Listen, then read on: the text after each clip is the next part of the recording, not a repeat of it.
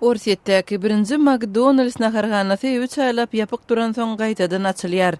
Moskwanyň Pushkin meýdançysynda ýerleşýän bu naharhana şol Orsietde ýapylan McDonald'syň adynyň 8 bölüminiň biridir.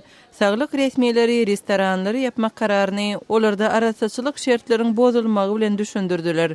Emma bu waka Orsiet bilen günbatar ýurtlarynyň özara ykdysady sanksiýalarynyň girdilen wagtyna gabat geldi. Pakistanyň Demirgadygynda ýerleşýän Banu şäherinde ýurdun çäginde ýaşaýan ýerlerinden gaçyp çykan Demirgadyk Waziristonly adamlaryň onlarçasy azyk we maliýe kömegini paýlamakdaky korrupsiýa garşy protest geçirdiler. Protestçiler hökümetiň berýän kömegi üçin özleriniň tölemeli bolmagyna nägilelik bildirýän şygarlary öňe sürdiler. Islamçy toparlara garşy geçirilýän harby operasiýalar sebäpli milliondan gowrak adam Demirgadyk Waziristondan gaçyp çykdy. Qazaqstanyň Almaty şäherinde Hytaýyň biznes sergisi açyldy.